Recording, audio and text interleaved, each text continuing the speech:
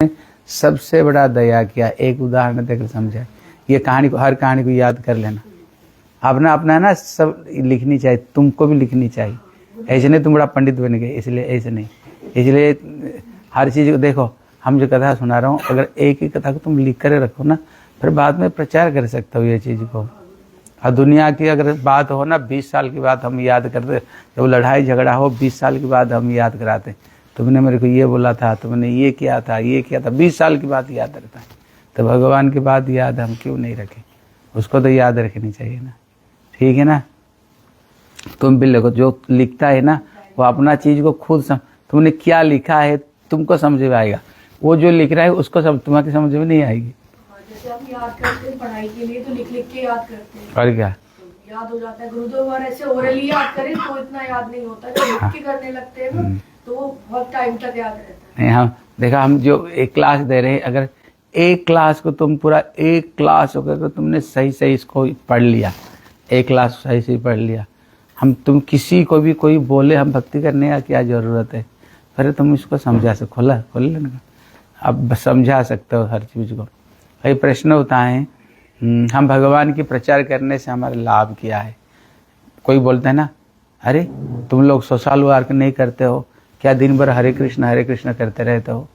कोई लोग बोलते हैं ना, तुम सोशल वर्क नहीं करते हो, गरीबों को खाना नहीं खिलाते हो, दूसरों को दान दक्षिणा नहीं देते हो, दिन भर केवल प्रश्न करते हैं कि हरि नाम करने से क्या पैसा आ जाएगा, हाँ, खाना आ जाएगा। इसलिए लोग तरह तरह का प्रश्न करते हैं ये हरे कृष्ण करने से क्या हुआ है।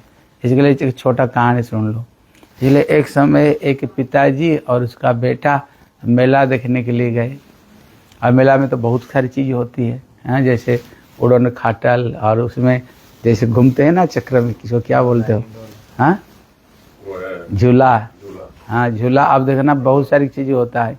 अभी उसका जो बच्चा पिताजी का अंगुल पकड़ करके मेला में बड़ा आनंद ले रहा था, लेकिन मेला में जो आनंद लेते लेते हठात क्या हुआ, वो पिताजी के हाथ से बच्चे का हाथ भूल से कैसे अलग हो गया।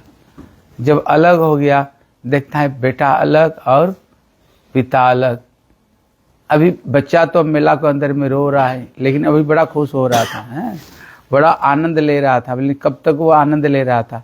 जब तक उसको पिताजी का अंगुल पकड़ कर रखा था, तब तक आनंद ले रहा था। लेकिन अभी वही मेला, अभी वो मेला उसको आनंद नहीं दे रहा है। वो मेला में भी अभी वो दुखी हो रहा है। बोले क्यों दुखी हो रहा है? क्योंकि वो पिताजी का अंगुल से उसका हाथ से उसका हाथ अलग हो गया। पहले जो आनंद, अभी वो आनंद नहीं दे रहा है। अभी मेले को बीच में भी जो आनंद ले रहा था मेला में, अभी वो मेला का बीच में भी रो रहा है, मेरे पिताजी कहाँ गए, मेरे पिताजी कहाँ गए, रो रहे। अभी लोग देखा है कि छोटा बच्चा, उसका पिता कहीं खो गया। अभी कोई उसको जैसे बच्चे को खुश करने के लिए कोई टॉफी दे दिया, थोड़ी समय के लिए बच्चा है ना, थोड़ी समय के लिए खुश हो गया, फिर पिताजी का याद आया, अरे पिताजी, मेरे पिताजी, किसी ने आकर के कोई एक खिलौना दे दिया। अभी थोड़ी समय के लिए बच्चा खुश हो गया, लेकिन फिर रोने लग गया, मेरे पिताजी, किसी ने आकर के मिठाई दे दिया, खुश हो गया, फिर रोने लग गया। उसमें कोई एक बुद्धिमान व्यक्ति था, देखा जब तक उसको पिताजी को साथ में इसको नहीं मिला दो ना, ये खुश होने वाले नहीं है। एक काम करो, उसको पिताजी को ढूंढो, उसका पिताजी कहाँ पर है। अब उसने ढूंढते देखा सचमुच से एक व्यक्ति बड़े पागल होकर कि मेरे बेटा कहाँ चला गया, मेरे बेटा कहाँ चला गया। वो बड़ा दुखी हो रहा है, सबको पूछ रहा है। तो उसने कहा, देखो वहां पर देखा एक छोटा बच्चा रो रहा है, पिताजी बोल करके। बोले कहाँ पर? बोले चलो। बोले ये तेरे बच्चा है? बोले हाँ ये मेरे बच्चा है। उसको बोले ये तेरे पिता है? बोले हाँ ये मेरे पिता है। जब पिताजी का हाथ मिल गया ना, बस बच्चा खुश हो गया, बच्चा प्रसन्न हो गया बच्चा। हाँ देखो, कहते उसी तरह ये संसार ही एक मेला है। ये मेला में कब तक आनंद ले रहा था बच्चा? जब तक अपना पिताजी का हाथ पकड़ कर रखा था, है ना, तब तक आनंद ले रहा था। लेकिन जब वो वही मेला सब कुछ वही, लेकिन जब उसका हाथ से हाथ अलग हो गया, क्या मेला उसका आनंद दे पा रहा है? अब उसका आनंद नहीं रहा, अभी उसी में भी रो रहा है। कहते उसी तरह ये संसार रूपी मेला में कब तक खुश रहेंगे? बोले जब तक हम भगवान का हाथ को पकड़ कर रखेंगे, ठाकुर जी को हाथ को पकड़ कर रखेंगे, तब तक खुशी होंगे। लेकिन जब भगवान का हाथ चले खूब से अलग हो जाएगा ना, ये संसार भी तुम्हें आनंद देने वाला नहीं। लेकिन ये चीज को समझो, कोई इसको खिलौना दे रहे हैं, मतलब होता है कोई थोड़ी सी बीमारी हो गया, थोड़ा दवा दे दिया, थोड़ी दिन के लिए सही हो गया, फिर क्या बीमारी नहीं आएगी, फिर बीमारी आएगी। फिर किसी ने थोड़ी भोजन दे दिया भूखा, लेकिन 3-4 घंटा बाद में फिर तो उसको भूख लग जाएगी ना, तो फिर तो भूख लगेगी। फिर उसका कोई कपड़ा दे दिया, लेकिन 2 दिन बाद में कपड़ा फट जाएगा कि नहीं, फट जाएगी। लेकिन अब ये जो उसका खिलौना मिठाई दे रहे थे, उसको पर सबके सब दया ही कर रहे थे, दया कर रहे थे। लेकिन सब तो दया कर रहे थे, लेकिन सबसे बड़ा दया किसने की है? जिसने उसे पिता से मिलवाया, जिसने उसको पिताजी का ढूंढ करके लाए और ला करके उसने उसको बच्चे को हाथ में पकड़ा दिया, बच्चे को ला कर उसको पिताजी के से मिला दिया, बस सबसे बड़ा दया किया। क्यों?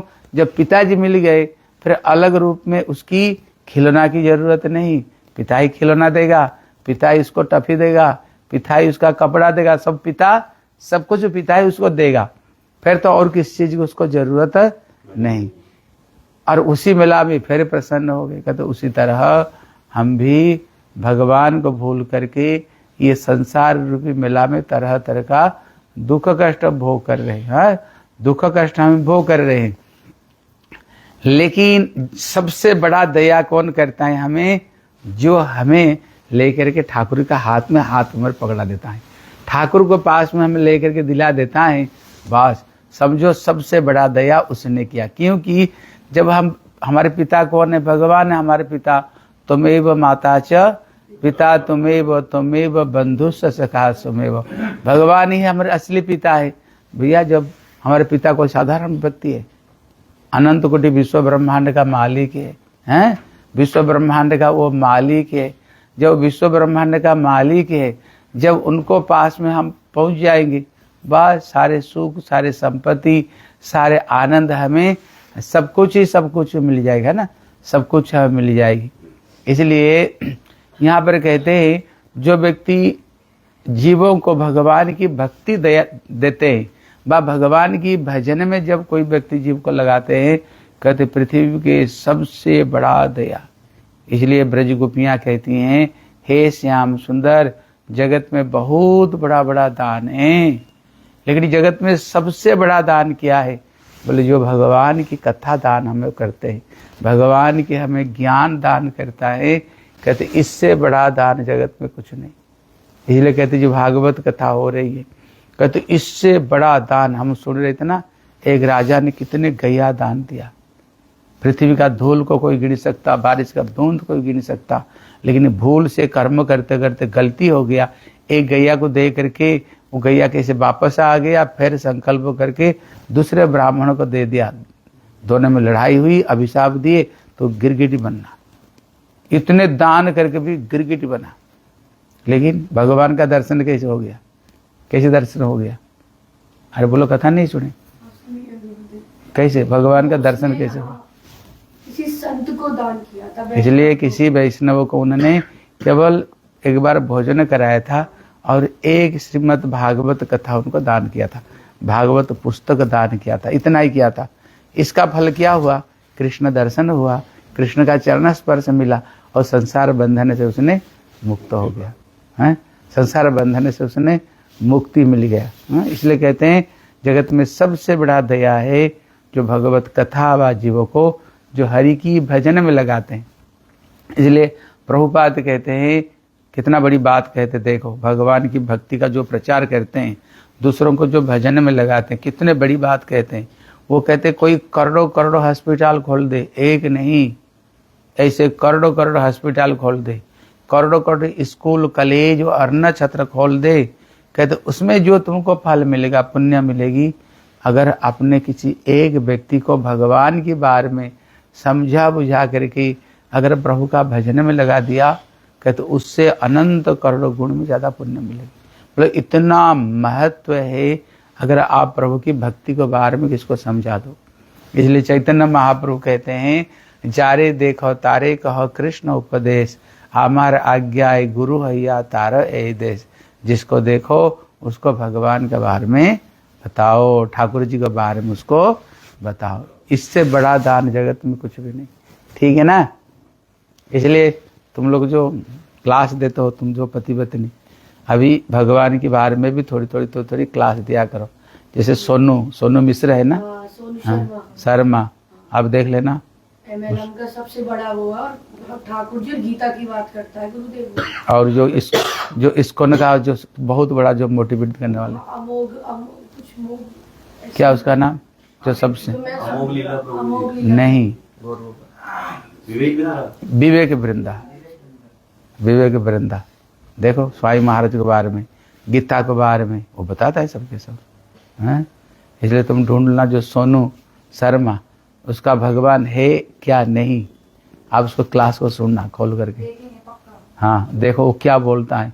इतने बढ़िया उदाहरण देकर समझाया ना, भगवान है क्या नहीं, बहुत जोर जबरदस्त उसने क्लास दिया, जोर जबरदस्त उसने क्लास दिया। एक तो ब्राह्मण का बेटा है ना, ब्राह्मण है ना, अपना ब्राह्मण का संस्कार रहता है, ब्राह्मण का संस्कार है तो ब्राह्मण का बेटा है, इसलिए संस्कार अच्छा है, उसका अच्छा संस्कार है। इसलिए ठीक है, हम लोग गतगल्य हम लोगों ने श्रवण किया था, कहाँ तक है, हम यहाँ श्रवण किया था। हम जो 4 काम करते हैं, दिन में 2 काम, रात को 2 काम। इसलिए दिन में 2 काम क्या करते हैं, पैसा कमा करके पैसा कमाना है, और दूसरे काम पूरा परिवार को भरण पोषण करना। और रात को 2 काम क्या करते हैं, सोते हैं, विषय भोग करना, बच्चे जन्म देना, यही करते हैं। लेकिन जो 4 काम हम करते हैं, कल हम लोगों ने तुलनात्मक रूप में देखा था, हम जो 4 काम करके हम सोचते हैं हमें तो बहुत बड़ा तीर मार दिया है, बहुत बड़ा तीर मार दिया। लेकिन हम लोग कंपेयर कर रहे थे, अगर हम सही देखेंगे तो ये 4 काम में हमसे हर चीज में जानवर बड़ा है। आहार में एक हाथी जितना खा सकता है हम उतना खा सकते हैं, एक बैल जितना खा सकते हैं हम उतना क्या खा सकते हैं। और खाने के लिए क्या सुन रहे थे, 25 साल तक पढ़ते हैं, और एक क्लास से दूसरे क्लास में जाने के लिए जब पेपर आता है पागल होकर के कल पेपर रात भर हम पढ़ते हैं, पूरा दिमाग में उसको लेकर के जाते हैं, पेपर देते हैं ना, पेपर देते हैं। ऐसे कितना साल पढ़ाई करके 20-25 साल पढ़ाई किया, उसको बाद में ज़्यादा डिप्रेशन हो जाता है कभी कभी, है। कल सुने थे ना, कोटा में जाकर के आप कहते 5-7 सेकंड में एक बच्चा सुइसाइड कर रहा है, प्रेशर में आकर, किसी के मतलब पढ़ाई की प्रेशर में आकर के। कुछ दिन पहले आए तो कोटा में गया था, उसका नंबर मार्क थोड़ा कम आ गया, सीधा छात से कूद पड़ा, है, सीधा छात से उसने कूद पड़ा। इसलिए कहते इतने कष्ट करके उसके बाद में फिर 8-10 घंटा काम करते हैं, फिर किसी तरह से थोड़ा पैसा कमा करके, किसी लिए केवल 2 रोटी के लिए, केवल 2 रोटी के लिए हम करते हैं, है ना। लेकिन जानवर क्या करता है, कभी कोई स्कूल में नहीं गया, कभी कॉलेज में नहीं गया, और हम काम धंधा करने के लिए झूठ बेईमानी भी बोलते हैं, वो झूठ बेईमानी भी नहीं करता है। देखो रास्ता में घूमते हैं, जहाँ तहाँ मिला खा लिया, मतलब इतना आसान है उसका जीवन है। कल सुन रहे थे ना आप, कभी नहीं सुने कोई जानवर को सुसाइड करते हुए, कौन करता है, इंसान ही करता है, इतना डिप्रेशन में आकर के। और क्या है, सुने थे बच्चे जन्म देना, कुछ भी तीर 2-4 बच्चे जिंदगी भर दे करके उनको लालन पालन करते, हिमसे में खा जाते हैं। पति भी काम करता है, पत्नी भी काम करते हैं, बच्चे भी काम करते हैं, किस लिए, किसी तरह से इस संसार को लालन पालन करने के लिए, किसी तरह से। लेकिन वो लोग को देखो, हैं, कोई चिंता ही नहीं उनका। और एक के साथ में कितने बच्चे जन्म दे देते हैं, कितने बच्चे जन्म दे देते, कितने बच्चों को, और एक साथ में सबको पाल के बड़ा करके सबको छोड़ देते हैं। वो भी संसार घर गृहस्थी करने लग जाते हैं। सोने में अगर बहुत ज़्यादा अगर चिंता हमारी, कभी टेंशन हो, देखना एयर कंडीशनर रूम में गोली खाने पर भी हमको नींद नहीं आती। जानवर को देखो रास्ता में सोए पड़े हुए, नो टेंशन, आराम से सोते हैं। इसलिए हमें भी डर है, जानवर को भी डर है, लेकिन बल्कि हमको ज़्यादा डर है। इसलिए बड़े बड़े दरवाज़ा क्यों लगाते हैं, बड़े बड़े ताला क्यों लगाते हैं, चोरी नहीं हो जाए ना, सीसी कैमरा क्यों टीवी क्यों लगाते हो? ये CCTV क्यों लगाए? डर से कोई आकर चोरी नहीं कर ले, है ना। बल्कि हमें ज़्यादा डर, उनको इतना डर नहीं है। इसलिए अगर कंपेरिजन करेंगे तो हम देखेंगे हम जो काम कर रहे हैं कोई बहुत बारी कोई तीर हमने नहीं मार दिया है, हैं खा पी करके जन्म दे दिया। लेकिन केवल एक चीज में हम सबसे बड़े हैं, क्या है? बोले धर्म ही तेसांग अधिक विशेष। केवल हमारे अंदर में एक चीज जो उनके अंदर में नहीं है, क्या बोलो? क्या चीज बच्चिया बोलो? अरे बोलो तुम लोग। कल मैंने बोला था ना काफी पेन लाने के लिए, लाए हो? नहीं, केवल घूमने के लिए आए हो। हाँ, इसलिए केवल एक चीज हम इसलिए बोल रहे हैं, तुम लोग इस चीज को याद करके दूसरों को समझा सकते हो, ठीक है ना। हमारी सनातन धर्मों के बारे में इसको समझा सकते हो, ठीक है। इसलिए एक चीज हमारे अंदर में विशेषत्व है जो किसी के अंदर 84 लाख जन्म में जो काम कोई नहीं कर सकते है। बोले धर्म ही तेसांग अधिक विशेष। बोले धर्म है और विशेष करके हरि की भक्ति, हरि की भजन ही हम कर सकते हैं, हरि का नाम ही जप कर सकते हैं, ठाकुर को सेवा पूजा कर सकते हैं।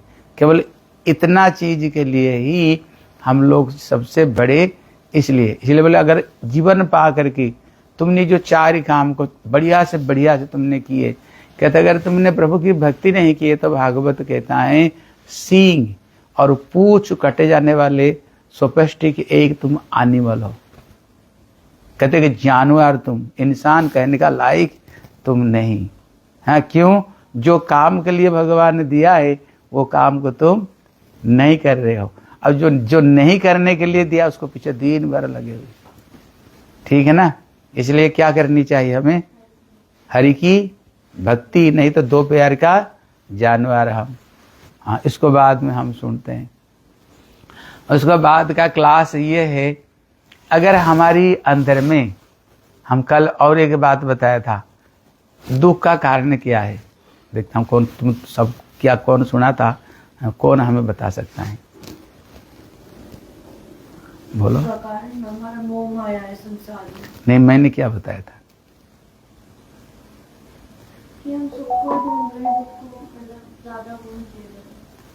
हाँ, तुम लोग कोई कथा नहीं सुने हो। मैंने कहा था एक कॉपी लाओ, उसमें लिखो। हाँ, इसमें लिखो। कल मैंने कितना ये वीडियो खोलकर नोट कर लेना। इसलिए ये ब्रह्म सूत्र का पहला सूत्र है, अथातो ब्रह्म जिज्ञासा। ये सूत्र को लिखो। ये जो पूरी जो क्लास है ना, केवल इसी सूत्र के ऊपर में ये पूरी क्लास है, केवल इसी सूत्र के ऊपर में। इसमें 3 वार आया है, अतः ब्रह्म जिज्ञासा। ये 3 वार इसमें आया, अतः ब्रह्म जिज्ञासा। अतः मतलब होता है हम जीवन में सबके सब सुख ही ढूंढ रहे हैं, दुख जाए और सुख आए, केवल यही कर रहे हैं। पर दुख क्यों आ रहा है? क्योंकि हम गलत जगह ढूंढ रहे हैं। हाँ, जहां तुमको सुख ढूंढनी चाहिए तुम वहां नहीं ढूंढ करके तुम गलत जगह पर सुख ढूंढ रहे हो। कहाँ सुख ढूंढ रहे हो? बोले संसार में। पैसा कमाने पर सुखी होंगे, शादी करने पर सुखी हो जाएंगे, बच्चे करने पर सुख हो जाएंगे, काम धंधा खोलने पर सुखी हो जाएंगे। हम सुख ढूंढ रहे इस दुनिया में। लेकिन जिसने ये दुनिया बनाया वो खुद कह रहा है ये दुख का घर है, ये दुख का घर है। तुम जहाँ सुख ढूंढ रहे हो, जिसने बनाया वो दुनिया को, कल में उदाहरण दिया था ना, जैसे एक टीवी है, वो ब्लैक एंड व्हाइट है, वो टीवी है। जितना तुम कलरिंग ढूंढेगा नहीं मिलेगा, क्योंकि वो बनाया हुआ ओरिजिनल ब्लैक एंड व्हाइट वो बना हुआ है। तुम कलरिंग कहाँ ढूंढोगे? बनाया हुआ तो व्हाट एम्प्लाई। इसलिए कहते जिसने दुनिया बनाया वो खुद कह रहा है दुनिया दुख का घर है। जब दुख का घर तुम सुख वहां ढूंढ रहे हो तो सुख मिलेगा कहाँ? मिलेगा तो है ही नहीं। हर चीज नश्वर है, एक दिन सब खत्म होने वाले, हर क्षण भंगुर। इसलिए उसको कहते हैं संसार।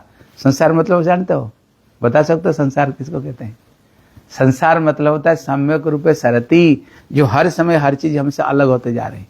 पिता माता था वो भी चले गए, उनको पिता माता वो भी चले गए, एक दिन हम भी चले जाएंगे। हर चीज जो हमें हाथ से सब सरती वाला अलग अलग होते जा रहे, सरते हुए जा रहे, निकलते हुए जा रहे हाथ पर हाथों से, इसलिए उसको कहते हैं संसार। इसलिए कहले ब्रह्म जिज्ञासा, आनंद कहाँ पर? बोले ब्रह्म। ब्रह्म मतलब क्या होता है? जो बड़े हैं हमें बड़ा बना सकता है, जो आनंद स्वरूप वो आनंद दे सकता है, जो सुख स्वरूप वो सुख दे सकता है। कौन दे सकता है? भगवान दे सकते हैं वो चीज को, क्योंकि वो उनका चरण में अशोक, अभय और अमृत, ये तीन चीज उनकी चरण में है। लेकिन हम ढूंढ रहे थे दुनिया में सुख मिल जाए, मिलेगा नहीं। जिसने बनाया खुद कहते दुख का घर है, तो तुमको मिलेगा कहां से सुख? इसलिए गलत जगह पर ढूंढ रहे। इसलिए ढूंढना कहां पर है? भगवान में। लेकिन हम दुनिया में सोचते हैं ना इसको प्रेम करने पर हम सुख मिल जाएगा। नहीं, गुरुदेव ने एक ग्रंथ लिखा है प्रेम का पात्र। गुरुदेव ग्रंथ लिखा प्रेम का पात्र, मतलब प्रेम किसको करनी चाहिए। तो गुरुदेव ने एक स्टोरी सुनाया, कल तुमसे सुनूंगा। एक राजा थे जिनका नाम था भर्तृहरि। क्या नाम था? भर्तृहरि। वो राजा अपना रानी को बहुत प्रेम करता था, इसलिए उसने एक नवला का हार बना करके पत्नी को दे दिया। लेकिन जो पत्नी वो अंदर अंदर में प्रेम करता था सेनापति को, जो जिसको प्रेम करता है उसको दे देता है सब कुछ। लेकिन राजा तो बनाया नवला का हार, उस समय बहुत कीमती चीज थी, बहुत कीमती, लाख मतलब कोई साधारण चीज नहीं होता उस समय में। लेकिन वो अंदर अंदर में दे दिया वो सेनापति को। लेकिन ये सेनापति वो अंदर अंदर में प्रेम करता था वो एक बेश्या को। लेकिन उसने क्या किया, वो नवला का हार दे दिया बेश्या को। लेकिन जो बेश्या थी वो प्रेम करता था राजा को। वो बेश्या ने क्या किया, नवला का हाथ दे दिया राजा को। राजा बोले भाई रे, ये हार तो मैंने दिया था, किसको दिया था? मैंने दिया था तो रानी को दिया था, ये हार इसको पास में कैसे पहुंचा? राजा ने बुलाया इसको, बोले सही सही बताओ ये हार तुमको मिली कहां से? नहीं तुम्हारा गला काट दूंगा, बताओ सही से। बोले सेनापति ने दिया। सेनापति को बुलाया, बोले सही सही बताओ ये हार मिली कहां से? बोलो का आपका रानी अंदर अंदर में मेरे को प्रेम करती है। बोले उसने दिया है। बोले हाय रे, मैं जिसको प्रेम करता हूँ वो और किसको प्रेम करता है, उसको जो प्रेम करता हूँ वो और किसको प्रेम करता है, उसको जो प्रेम करता है और किसको। मतलब संसार में प्रेम नाम का कोई चीज है नहीं। उनने संसार को त्याग दिया। अभी उनका स्थान है जहाँ पर उन्हें सब छोड़ कर गए और भगवान की भजन किया। बोले भैया प्रेम करना तो केवल ठाकुर को प्रेम करना सीखो, दुनिया में जिसको प्रेम करके धोखे के सिवाय कुछ मिलने वाले नहीं है, हैं? धोखे के सिवाय ये दुनिया झूठा दुनिया है, ठीक है ना। इसलिए आज हम लोग कथा श्रवण करेंगे। हाँ, कथा जो श्रवण करेंगे, अगर हमारी मन में अगर 4 प्रश्न उदय होता है तब समझनी चाहिए इंसान का पहला स्टेज में हमने पैर रखा है। अगर हमारे मन में प्रश्न होता है, वो 4 प्रश्न क्या है? श्री भक्ति विनोद ठाकुर कहते हैं पहला प्रश्न है मैं कौन हूं। दूसरा प्रश्न है हम तो कोई भी तो दुख को कोई निमंत्रण नहीं देते।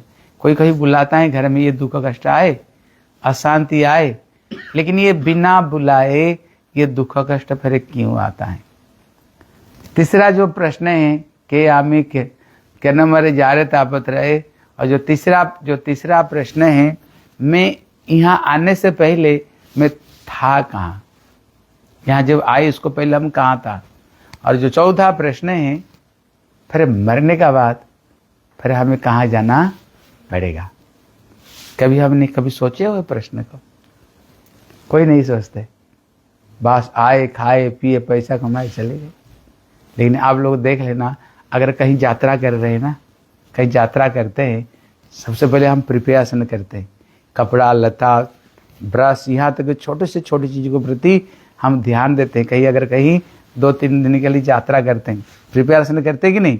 उसको करके फिर हम कहीं जाते हैं प्रिपरेशन करके।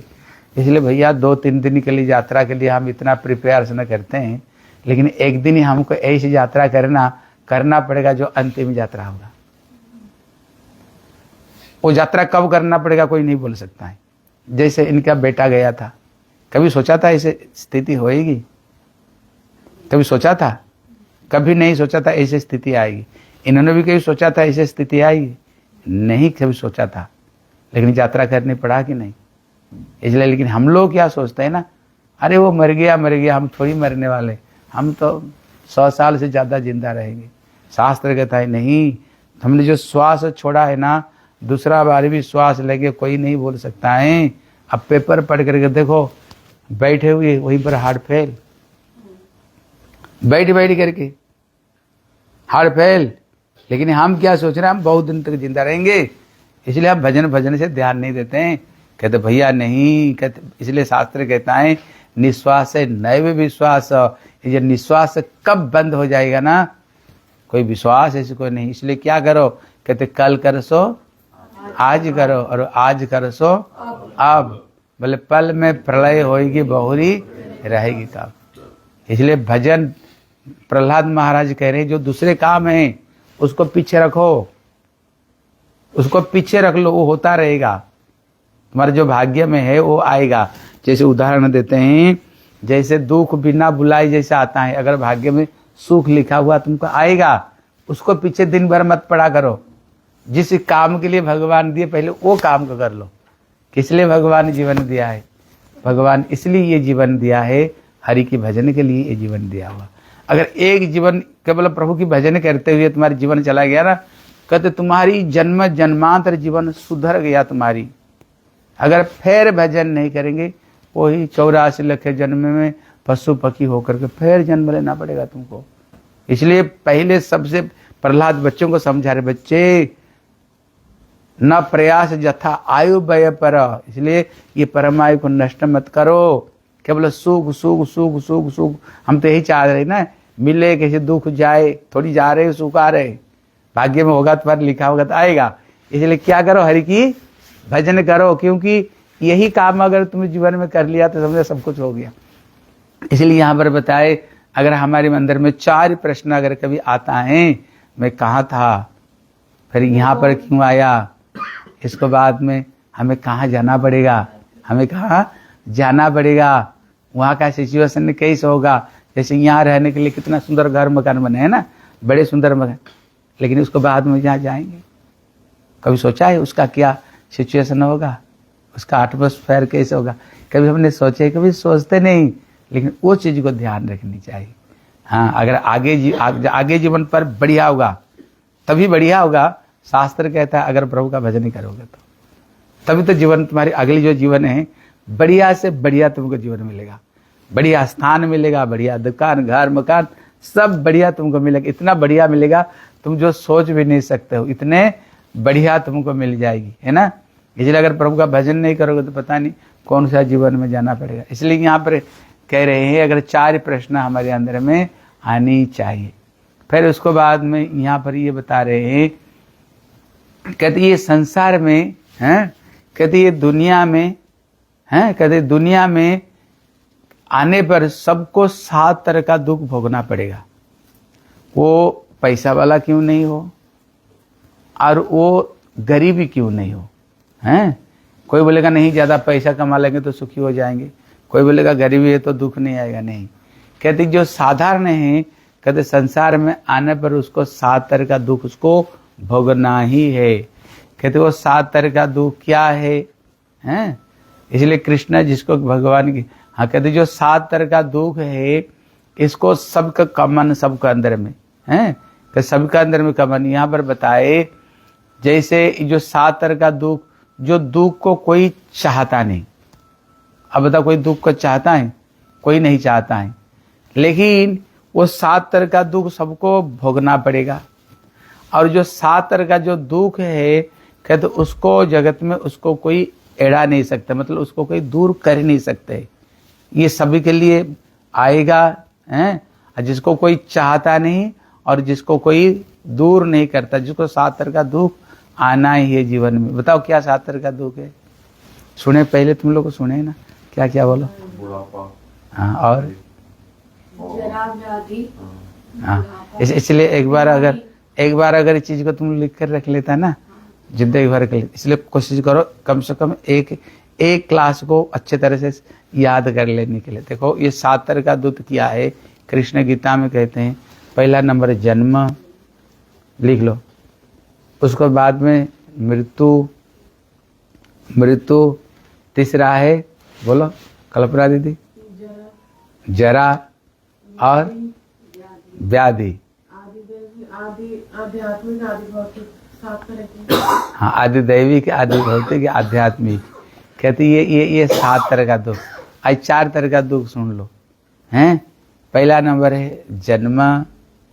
हम बोले कि भैया हम तो हैप्पी बर्थडे बोलते है ना, हैप्पी बर्थडे। कहते नहीं, इसलिए भागवत में वर्णन आया है, भगवान स्वयं अपना माँ को कह रहे, बोले माँ, जब माँ के पेट में जीव आता है, माँ के पेट में आना और के गटर खाना में आना बराबर है। अगर किसी गटर खाना में तुमको बंद कर दे, कितना बढ़िया लगेगा बताओ। इसमें टाटी पेशाब की नाली बह रही है ना गटर खाना में। कहते माँ के पेट में तो यही और क्या है, टाटी पेशाब का थैली है। जब बच्चा जन्म लेता है, अब देखना कैसे बच्चा जब जन्म लेता है रोता है कि नहीं बच्चा। हम कब रोते हैं, जब बहुत दुख कष्ट भोग करते रोते हैं। इसका मतलब जो बच्चा जन्म होकर के आया वो क्यों रो रहा है, कारण क्या है। बोले इतना दुख कष्ट था, पेट में इतने गर्मी है, आज अगर रसमलाई खाओ ना, कल आपको ये बिष्टा बन करके निकलता है। इतने गर्मी, जठराग्नि जिसको कहते हैं। और पेट में टाटी पेशाब खून पी बच्चे को, सेब को देखना, सर इसका सर नीचा, हाथ पैर, अब कभी उनका सेब देखना, उसको बच्चे का हाथ ऐसे रहता है। अब देख लेना बच्चा का हाथ ऐसे रहता है। बोले क्यों, बोले भगवान से प्रार्थना करता है, बोले प्रभु जल्दी से जल्दी ये नरक से निकालो। इतने कष्ट इसको अंदर में, इतने कष्ट भोगना पड़ता है। 9 महीना तक गटर खाना में जैसे हम बंद पड़े है। इसलिए बच्चा जब निकलता है रोता है, प्रभु और गर्भ में प्रवेश करना नहीं चाहता, और जाना नहीं चाहता है। भगवान को पुकारता है, प्रभु एक बार जन्म दे दो, तेरा भजन साधन करूंगा। भगवान के दुख तो पाकर कह रहे हो भजन करूंगा, जब जन्म लेगा भाई भगवान भगवान कौन जानता है। अरे भक्ति करने से क्या होता है, बेकार सब चीज। ऐसे तो नहीं बोलोगे, बोलो प्रभु एकदम नहीं बोलूंगा, एक बार जन्म दे दो हैं। जन्म, इसको बाद में कहते मृत्यु है, मरना। कोई बोल सकता है मैं मरूंगा नहीं, जगत में सबको मरना पड़ेगा, लेकिन मरने को भी दुख बताया। बोले क्यों बताया दुख, कारण क्या बताओ, हम क्यों मरना नहीं चाहते। इसलिए क्योंकि हमें पिछले जन्मों के मृत्यु का जो कष्ट का है वो भी अभी हृदय में है। हाँ, कष्ट होगा। इसलिए शास्त्र ने बताया, एक बिच्छू तो कभी आप काटने, एक बिच्छू काटे ना बहुत दर्द। कहते एक साथ में 10,000 बिच्छू जब काटता है, उसमें जो पेन होता है वो कष्ट है मरते समय, वो कष्ट होता है मरते समय। हम एक जन्म नहीं, अब लोग कभी कभी देख लेना बड़े दुख कष्ट पा कर कोई मरता है, इसे वो अनुभूति हमारे अंदर में, वो बैठा हुआ अनुभूति हमारे अंदर में, मरने पर कितना दुख कष्ट होता है। इसलिए केवल मरने का जब हम नाम सुन लेते ना, नहीं हम नहीं मरेंगे, नहीं मरना चाहते, क्यों, मरने पर बड़ा दुख कष्ट होता है, इसलिए मरना नहीं चाहते हैं। जन्म मृत्यु, उसके बाद में कहते जरा, जरा मतलब बुढ़ापा। अब देखना जीवन में अगर सबसे ज्यादा कोई दुख है ना, वो बुढ़ापा है। इससे बड़ा दुख दुनिया में कोई नहीं। आप लोग देखे होंगे साल साल बल खटिया गोबर में पड़े रहते हैं, साल साल, और खाने की इच्छा करने पर भी खा नहीं सकते हैं। इंद्रिया तो कभी बुढ़ापा होता ही नहीं, मन इंद्रिया कभी बूढ़ा, मन कभी बूढ़ा केवल शरीर हो जाता है। मन में जो भोग वृत्ति वो थोड़ी जाती है, वो इंद्रिया शिथिल हो जाती, मन थोड़ी जाती है, कभी भोग वृत्ति उसका अंदर नहीं जाती है। लेकिन इस चाहने पर भी बढ़िया खा नहीं सकते, बढ़िया भोग नहीं कर सकते हैं, और साल साल तक बिस्तरा के ऊपर में वो पड़ा रहता है, उसमें टाटी, उसमें पेशाब। परिवार तो यहाँ तक जब बुढ़ापा हो जाते हैं, जो ज्यादा दुख कष्ट भोगने लग जाते हैं ना, परिवार तो भगवान तक भी प्रार्थना करते, गोदान कर देते, जल्दी इसका मृत्यु कैसे हो जाए। पूरा परिवार चिंता करते जल्दी मर जाए, क्यों, बड़े दुख कष्ट भोग कर रहे हैं। और गले में कब जब जाती है, खांसते रहता है, उस समय में उसको बड़े अनादर करते, पास में कोई जाना नहीं चाहता है, क्यों, चाहते ये करो बोलते रहेंगे। इसलिए कहते बुढ़ापा है ना भैया, कोई भी बूढ़ा बनना नहीं चाहता है, कोई चाहते बुढ़ापा बने, लेकिन बुढ़ापा आएगा कि नहीं सबको, वो आएगा ही। एक बार मैं फिजी गया था, तो वहाँ पर हमारी एक भक्त है, जो कि उसको बड़े बूढ़ों को दान दान कर, तो पैसे बड़े पैसा वाला। तब एक बार मेरे को उन्हें साथ में लेकर गए, बोले महाराज जी यहाँ पर मैं महीना पर कुछ सेवा करता हूँ, आप सोच नहीं सकते। मैंने जिसको देख करके मेरे को इतना डर लग गया। बोले भैया जल्दी भजन करो, संसार में जाओ। एक व्यक्ति करीब 15-20 आदमी केवल एक व्यक्ति उनको देखने वाले हैं, और ऐसे पड़े हुए बुढ़ापा में आप देख करके तो मेरे तो आंखों से आंसू आ गया, एकदम जैसे मरे हुए पड़े हुए, किसको साथ में बात भी नहीं कर सकते। हमारे भारत में बहुत अच्छा चीज है, नाती पोती से मन बहला लो, ये कर दो। हाँ बच्चे का भी, वहाँ पर तो ओल्ड हाउस में सबको छोड़ देते। अभी मैं गया था ऑस्ट्रेलिया में कहते फादर्स डे मदर्स डे करते हैं ना, हाँ वहाँ पर मैंने देखा बड़े जोर से बना रहे थे मदर्स डे। मैंने कहा भैया मदर्स डे या किस लिए बनाते? बोले महाराज जी साल में एक बार जो बूढ़ा बूढ़ी को जो ओल्ड हाउस में छोड़ दिए, साल में एक बार अपना माँ से मिलने के लिए आते हैं, बाप से, ये फादर्स डे मदर्स डे। मैंने कहा हमारी भारतीय संस्कृति कहता है रोज फादर्स डे और रोज मदर्स डे बनाओ, क्योंकि सवेरे उठो सबसे पहले पिता माता की चरण छो, सबसे पहले पिता माता की चरण छो। हमारे शास्त्र तो ये चीज़ हमें शिक्षा देती है, ये चीज़ हमें शिक्षा देती है। इसलिए यहाँ पर कहते बुढ़ापा भी बड़ा कष्ट, और कहते जो व्याधि है, जो बीमारी, अब देखना ना जितने डॉक्टर जितने नए मेडिसिन निकालते हैं, अब देखना जो बीमारी नए बीमारी आती हैं, नई बीमारी आती है जिसका कोई भी इलाज है ही नहीं, कोई भी इलाज इसका नहीं। इसलिए कहते जगत में आओ तो 4 तरह का दुख भोगना पड़ेगा। ये होगा 4 तरह का दुख, और 3 तरह का दुख है। पहला नंबर आध्यात्मिक दुख है। आध्यात्मिक मतलब होता है जो मानसिक कष्ट है। अब देखना हर बीमारी की दवा है, लेकिन मानसिक बीमारी का कोई भी दवा नहीं। कोई दवा है मानसिक बीमारी की? कोई भी दवा नहीं उसकी, है। और किसी को भी पूछो, तरह तरह का मानसिक कष्ट है, तरह तरह का, एक तरह का नहीं, तरह तरह का मानसिक कष्ट है। इसलिए सबका है, कोई नहीं बोल सकता है हमें कोई मानसिक कष्ट नहीं है कि नहीं। बच्चों को तो सबसे बढ़िया कोई हमें बढ़िया नंबर आ जाए और बढ़िया कोई नौकरी मिल जाए, है ना, ये है। इसलिए सबका ये सब मानसिक कष्ट है। और दूसरा जो कष्ट है आदि दैविक है, जो देवता को द्वारा दिया हुआ रहता है। जैसे अभी आ गया था, कोरोना आ गया था, कभी भूचाल आ जाती है, न्यूज़पेपर देखो, टीवी में देखो, कहीं ना कहीं बाढ़ आ जाती है, कभी ज़्यादा बारिश, कभी ज़्यादा गर्मी, कहीं भूचाल आ गई, हैं, कहाँ पर क्या क्या तरह तरह का जो आती हैं, कभी ये देवता को द्वारा दिया होता है। एक होता है आदि भौतिक दुख है। भौतिक दुख मतलब एक जीव से जो जीव को दुख कष्ट मिलता है, मच्छर काट दिया, सांप काट दिया, जैसे हिंदू मुसलमान में लड़ाई हो गई, वहाँ से लोगों को निकाल दिया, वहाँ पर बम गिरा दिया, वहाँ पर लड़ाई हो गई, तरह तरह का जो एक जीव से, उसको व्याख्या कर दो जिंदगी भर जाएगी। कितने दुख, पड़ोसी से बनती नहीं, उससे बनती नहीं, उससे तरह तरह का एक जीव से दूसरे जीव को कष्ट है।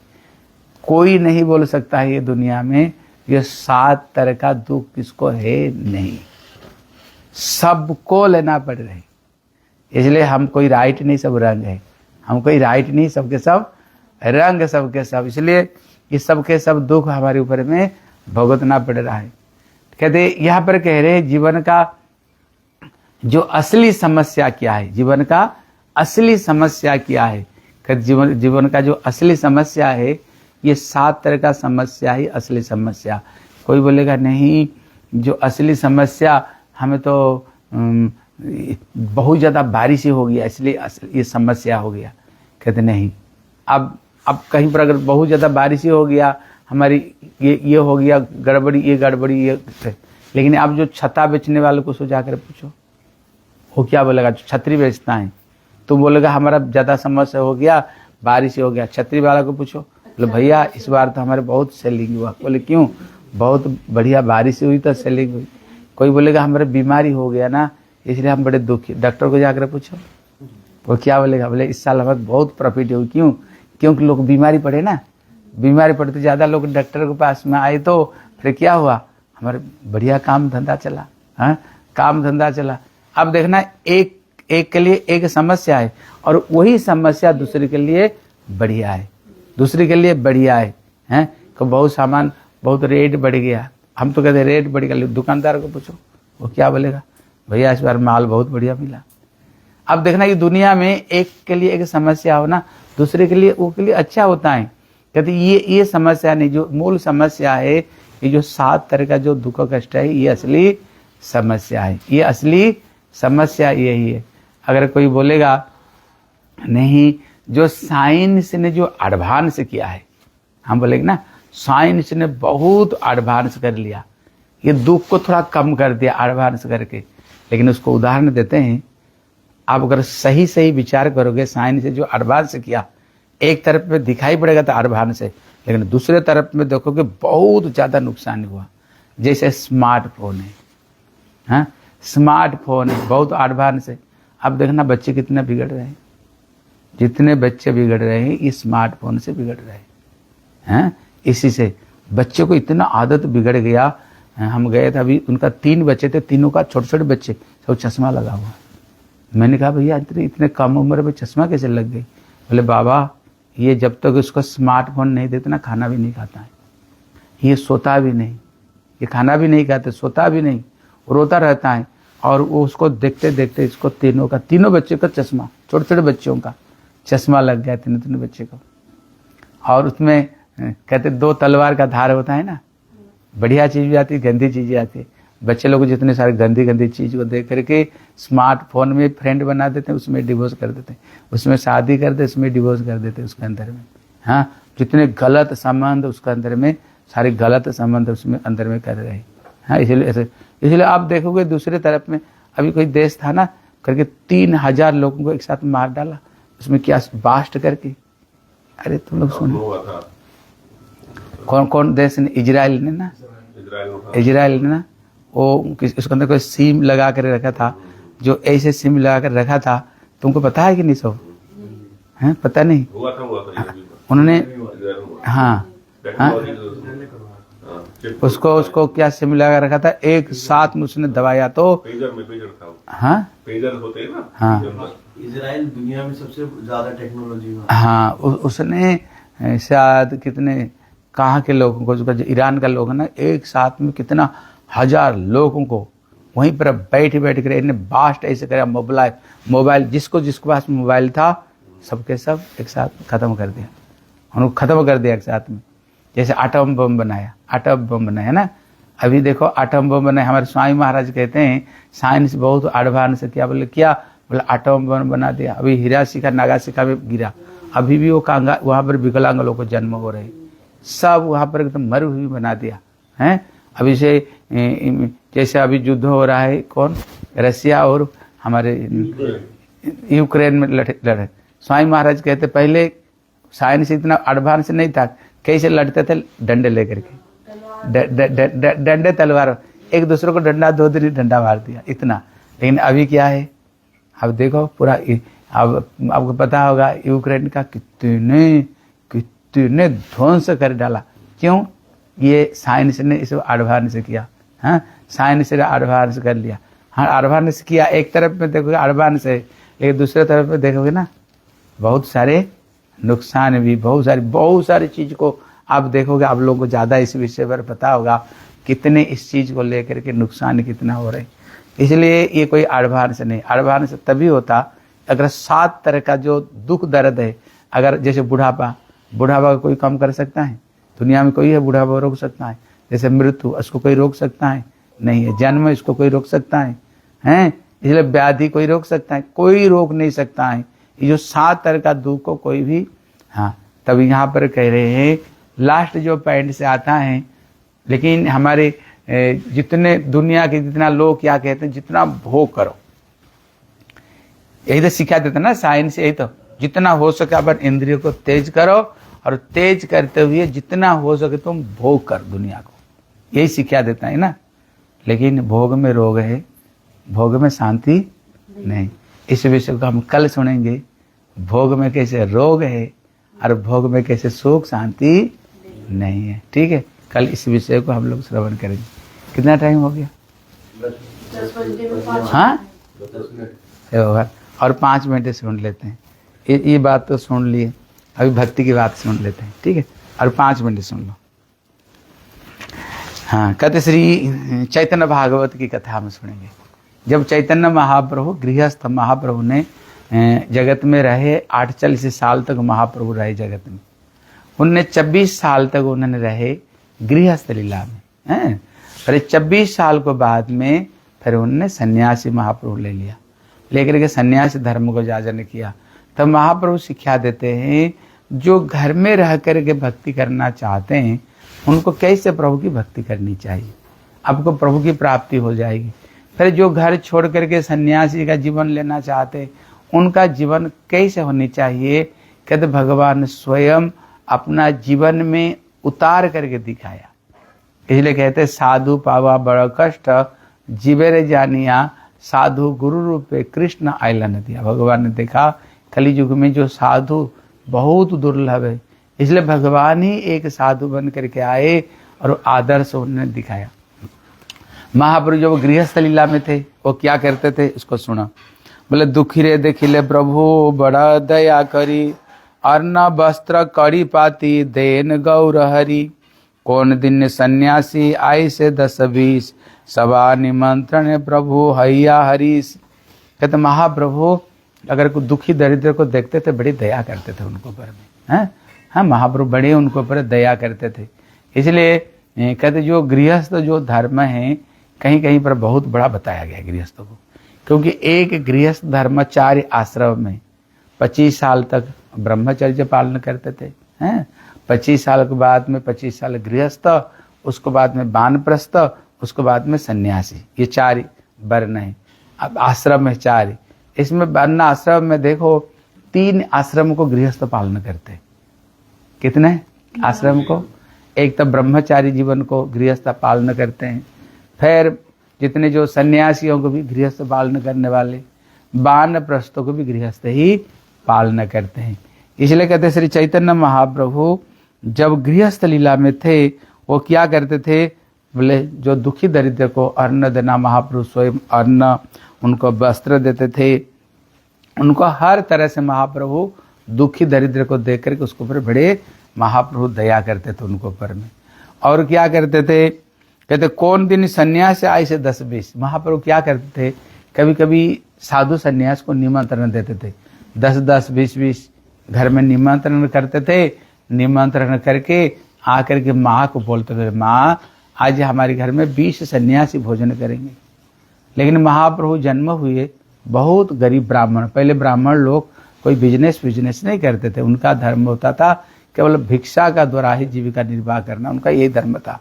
और वैसे तो साधारण बोल दिया 10-20 आएंगे सन्यासी। अभी मैया तो बड़ी चिंता में पड़ जाती थी, घर में कुछ है ही नहीं, कहते आज घर में 20 सन्यासी कहाँ से पैसा आएगा। मैया तो बड़ी दुखी हो जाती थी। जब दुखी हो जाती थी इतने में फिर भगवत इच्छा से पता नहीं सब चीज़ कहाँ से आ जाती थी। और कभी कभी महाप्रभु एक सोने की मोहर ला कर बोले, माँ चिंता कर रही हो, लो इसको ले करके इसको तोड़ करके साग सब्जी दाल सब खरीदी करके लाओ, बढ़िया से बनाओ। फिर मैया चिंता में पड़ जाती थी, घर में तो सोना था नहीं, ये कहाँ से किसको घर से तो उठा करके नहीं ले आया। फिर मैया क्या करती, जो सोने की मोहर गांव में सबको दिखाती, भैया तुम लोगों का तो नहीं, तुम लोगों का तो नहीं। बोले नहीं हमारी नहीं। फिर मैया जा करके दाल चावल चीनी तेल बढ़िया करके ले आती थी। आने पर फिर घर में लक्ष्मी, महाप्रभु की पत्नी लक्ष्मी प्रिया, वो स्वयं बड़े सुंदर रसोई बनाया करती थी। फिर ठाकुर जी को भोग लगाते थे। फिर वो जो प्रसाद होता था क्या करते थे, सारे संतों को महाप्रभु स्वयं भोजन कराया करते थे। तब यहाँ पर कह रहे हैं जिसको माँ लक्ष्मी स्वयं जो रसोई बनाई, नारायण जिनको स्वयं खिलाते हैं, वो सन्यासी साधु क्या साधारण है? बोले नहीं, ये स्वयं ब्रह्मा जी, स्वयं शंकर जी, स्वयं नारद जी, व्यास पराशर वशिष्ठ, ये बड़े बड़े ऋषि लोग सबके सब साधु सन्यासी रूप धारण करके आते थे। आकर क्या करते थे, भगवान का हाथ का दिया हुआ वस्तु ग्रहण करते थे।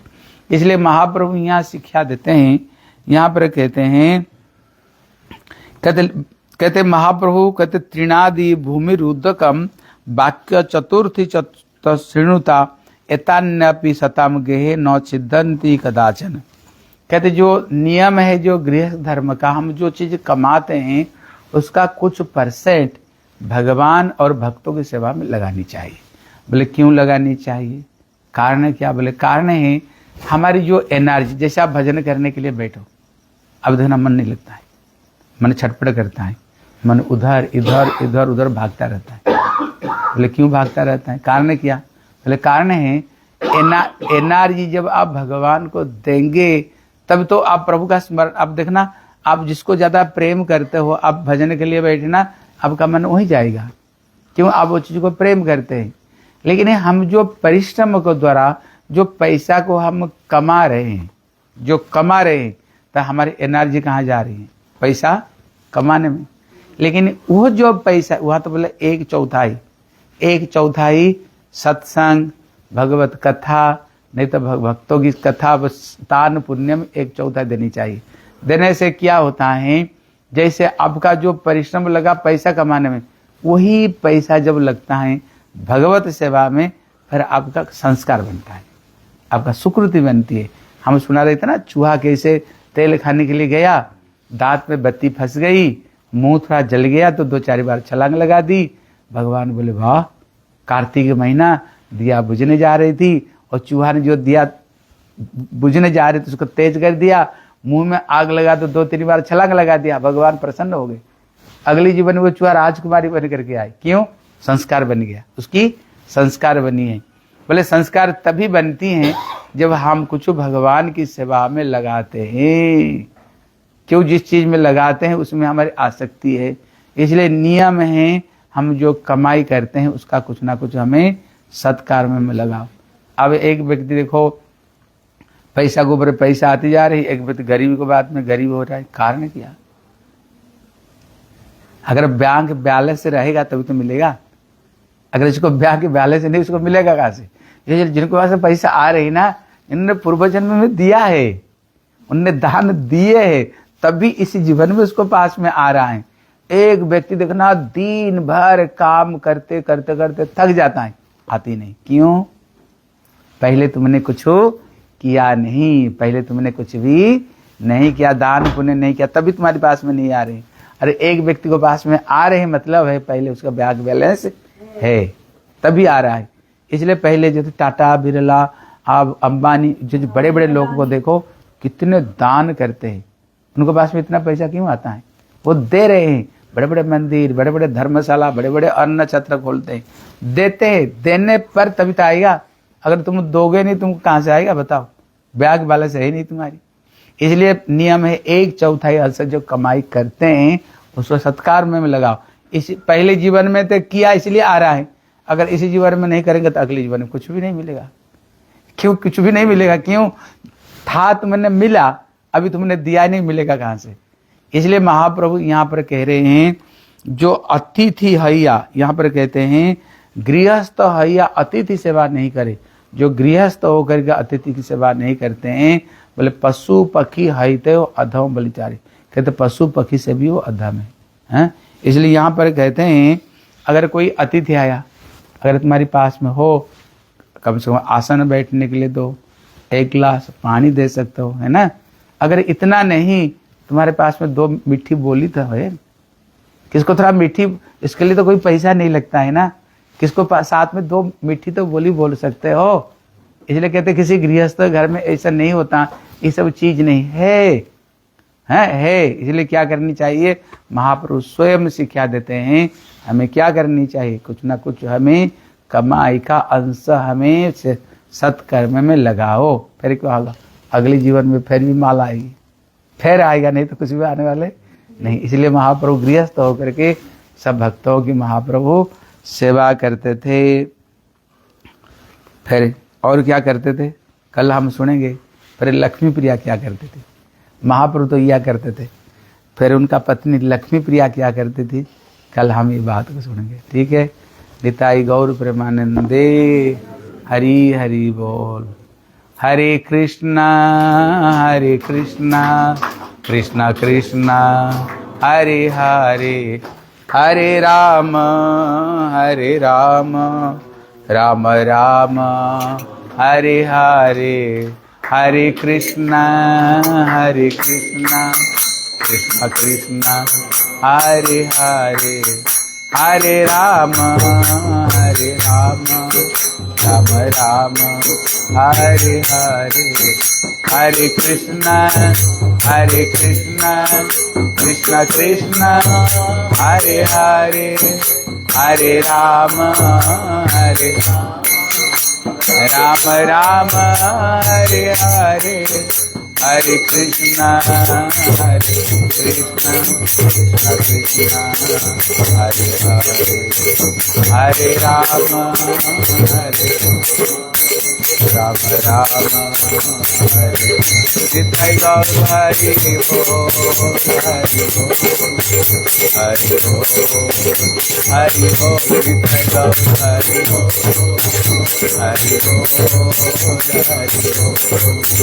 हरि बोल, हरि बोल, हरि बोल, हरि हरि हरि बोल, हरि बोल, हरि बोल, हरि हरि हरि बोल, हरि बोल, हरि बोल, हरि हरि हरि बोल, हरि बोल, हरि बोल, हरि हरि हरि बोल, हरि बोल, हरि बोल, हरि बोल, हरि बोल, निताई गौर हरि बोल, हरि बोल, हरि बोल, गौर प्रेमानंदे हरि हरि बोल, हरे कृष्ण।